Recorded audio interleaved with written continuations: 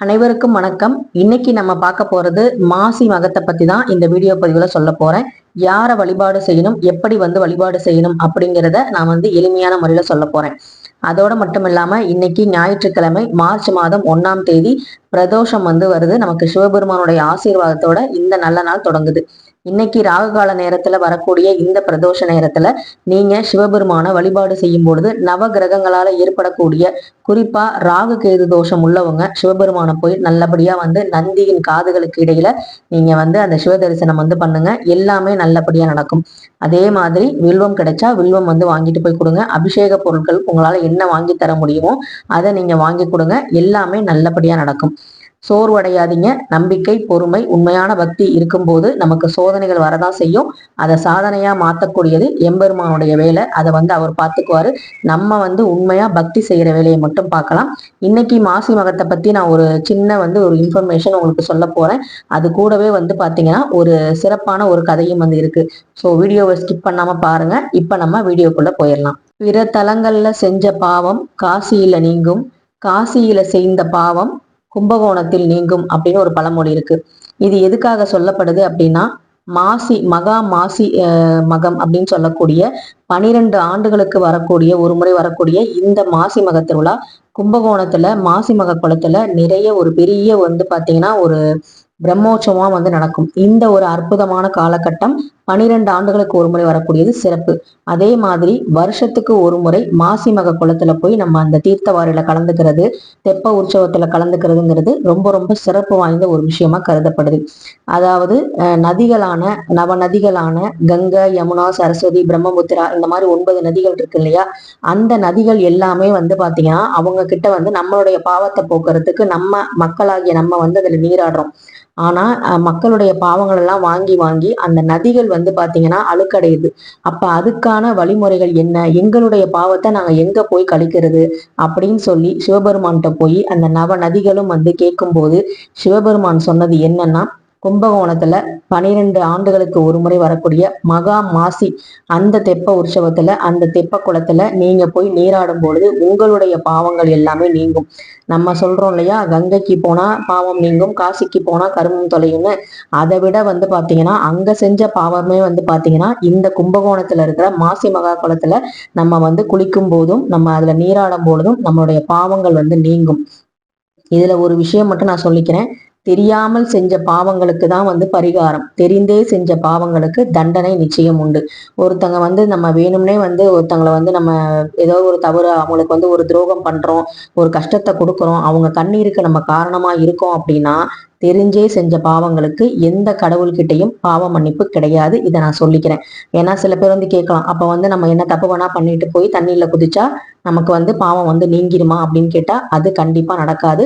அது யாரா இருந்தாலும் சரி, அது நம்ம கடவுள்கிட்ட பாத்தீங்கன்னா ஓடவும் முடியாது, ஒளியவும் முடியாது. ஏன்னா பெரிய பிக் பாஸே பாத்தீங்கன்னா நமக்கு கடவுள் இந்த பிரபஞ்சம் தான். நம்ம செய்யற ஒவ்வொரு விஷயங்களையும் எழுதி வச்சுக்கிட்டே வருவாங்க. அதுக்கான கணக்கு கடைசியில நமக்கு உடம்பு நல்லா இருக்கும் போதும் மனசு நல்லா இருக்கும் போதும் செல்வ செழிப்பா இருக்கும் போதும் நமக்கு கடவுள் தண்டனையை கொடுக்க மாட்டாரு. நம்ம முடியாத பட்சத்துல நம்மளால இன்னொருத்தர் உதவியை நாடும் போதுதான் நம்ம செஞ்ச பாவங்களைய நினைவுபடுத்துற விதமா சில விஷயங்களை நடத்தி காட்டுவாரு. அப்பதான் நமக்கு தெரியும் நம்ம அப்ப ஆடின ஆட்டத்துக்கு இப்ப நமக்கு தண்டனை கிடைச்சிருக்கு அப்படின்னு.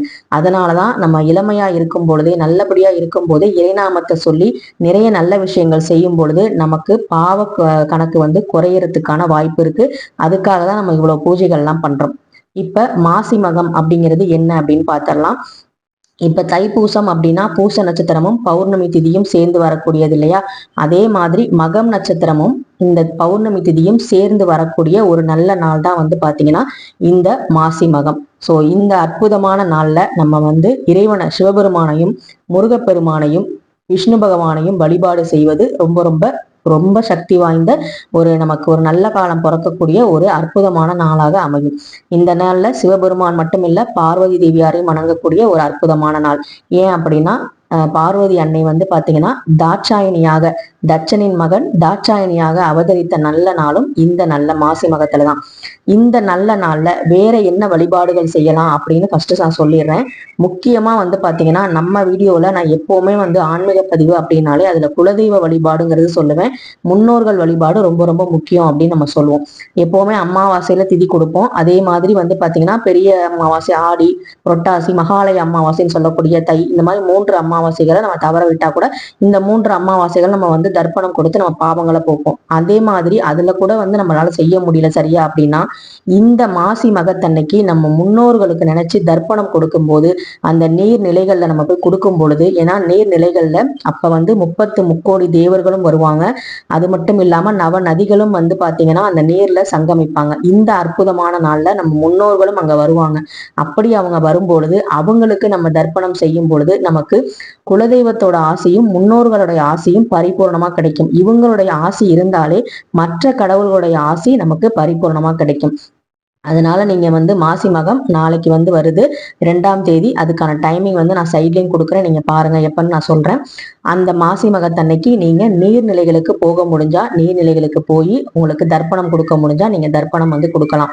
இப்பெல்லாம் வந்து ஊர்ல சின்ன சின்ன ஆறுகளுக்கு கூட வந்து பாத்தீங்கன்னா ஐயருங்க வந்து உட்காந்து தர்ப்பணம் வந்து கொடுக்கறதுக்கு நிறைய கூட்டங்கள் வந்து வர ஆரம்பிச்சிருச்சு. பெரிய பெரிய நீர்நிலைகளுக்கு தான் போகணும்னு அவசியம் இல்லை. அது மாதிரி நீங்களும் வந்து உங்க ஊர்ல இருந்துச்சுன்னா அந்த நீர்நிலைகள்ல காலை நினைச்சாவது கண்டிப்பா வந்து இந்த நம்மளுடைய முன்னோர்களுக்கு செய்ய வேண்டிய விஷயத்த செய்யுங்க. உங்களுக்கு தடைப்பட்டு இருக்கிற அத்தனை விஷயங்களும் வந்து பாத்தீங்கன்னா நீங்கும் அப்படிங்கிறதுல எந்த சந்தேகமும் இல்லை. ஏன் வந்து இந்த தர்ப்பணம் வந்து கொடுக்குறோம் அப்படின்னா சிவபெருமானே வந்து தன்னுடைய பக்தனுக்காக இந்த நல்ல நாள்ல அந்த பக்தனுடைய இறப்புக்கு ஈம சடங்கு செய்த ஒரு அற்புதமான நாள். இது வந்து ஒரு சின்ன கதை இருக்கு, அதை ஸ்கிப் பண்ணாம கேளுங்க. திருவண்ணாமலையை ஆண்ட வல்லாளன் அப்படிங்கிற ஒரு மன்னனுக்கு வந்து குழந்தை பேரு இல்லை. அவர் வந்து பாத்தீங்கன்னா குழந்தை பேரு இல்லாதனால ரொம்ப வருத்தப்பட்டாரு. நம்ம இறக்கும் தருவாயில நமக்கு யார் வந்து வந்து ஈம சடங்கு செய்வா அப்படிங்கும் போது அந்த திருவண்ணாமலை அண்ணாமலையாரே சிவபெருமானே வந்து நான் உனக்கு குழந்தையா இருந்து உனக்கு வந்து நான் ஈம சடங்கு செய்வேன்னு சொன்னாரு.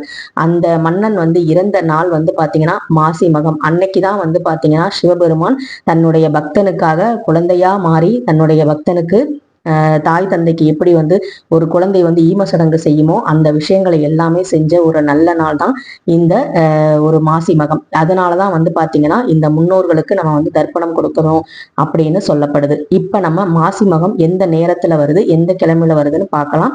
நமக்கு மக நட்சத்திரம் ஃபர்ஸ்ட் வந்து பாத்தீங்கன்னா பௌர்ணமியும் மகமும் வந்து சேர்ந்து வர்றதுதான் மாசி மகம். அதுல பௌர்ணமி வந்து பாத்தீங்கன்னா சாயங்காலம் தான் வருது. மக நட்சத்திரம் வந்து பாத்தீங்கன்னா நாளைக்கு திங்கட்கிழமை 2/3/2026 காலையில 8:17 தொடங்கி அடுத்த நாள் 3/3/2026 செவ்வாய்க்கிழமையில 8:07 காலை வந்து நிறைவடையுது. இது வந்து மக நட்சத்திரம். பௌர்ணமி திதி எப்ப வருதுன்னா திங்கட்கிழமை நாளைக்கு சாயங்காலமா வந்து பாத்தீங்கன்னா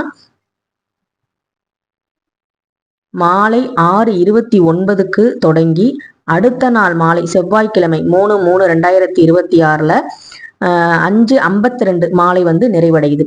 ஸோ இதுல வந்து பாத்தீங்கன்னா சந்திர கிரகணமும் வந்து பாத்தீங்கன்னா 3ஆம் தேதி வந்து வருது. அதுக்கு நம்ம வந்து என்ன மாதிரி வழிமுறைகள் செய்யணும் அப்படிங்கிறத நம்ம பார்த்துக்கலாம்.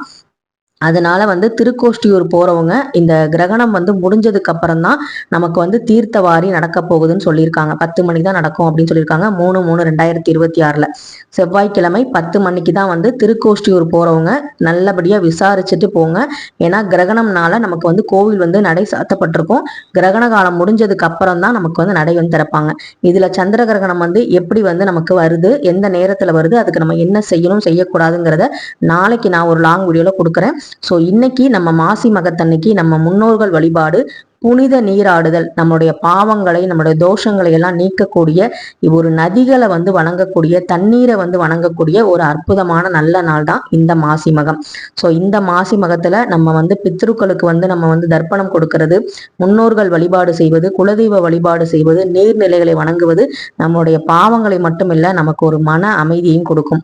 இப்ப நம்மளால கடலுக்கும் போக முடியல, இல்ல வந்து நமக்கு வந்து எங்கேயும் வந்து தெப்பம் உற்சவம் எதுவும் பார்க்க முடியாது, அந்த மாதிரி வந்து நாங்க இடத்துல இல்லை அப்படிங்கும்போது நம்ம வீட்டுல ஒரு மண் கலையமோ இல்ல வந்து ஒரு பித்தளை செம்போ இல்ல வந்து காப்பர் செம்போ எடுத்து அதுல நீங்க நவ நதிகளையும் நினைச்சு அந்த மாசி மகா குளத்தையும் நினைச்சு நல்லபடியா சிவபெருமானையும் முருகப்பெருமானையும் பார்வதி தேவியரை நினைச்சு இந்த தண்ணீர்ல நீங்க எழுந்தரணும். இதையே வந்து நான் வந்து மாசி மகா குளமா நினைச்சு நான் வந்து இந்த தீர்த்தத்தை நான் வந்து என்னுடைய உடம்புல வந்து நான் வந்து போட்டுக்க போறேன்.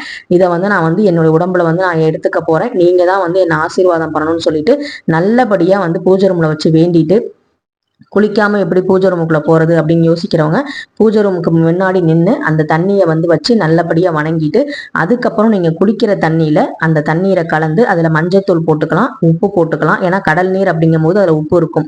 உப்புங்கிறது மகாலட்சுமி. மஞ்சள் நீர், உப்பு, அதுக்கப்புறம் பன்னீர், இது வந்து சேர்த்து நீங்க வந்து பாத்தீங்கன்னா அந்த தண்ணியில கலந்து அதுக்கப்புறம் குளிக்கிற நீர்ல கலந்து நல்லபடியா வந்து சிவபெருமானையும் பார்வதி தேவியரும் முருகப்பெருமானையும் விஷ்ணு பகவானையும் நினைச்சுக்கிட்டு உங்க குலதெய்வத்தையும் மறக்காம நினைச்சுக்கிட்டு கண்டிப்பா வந்து இந்த வருஷம் எங்களுக்கு எல்லாமே நல்லமா நடக்கும்.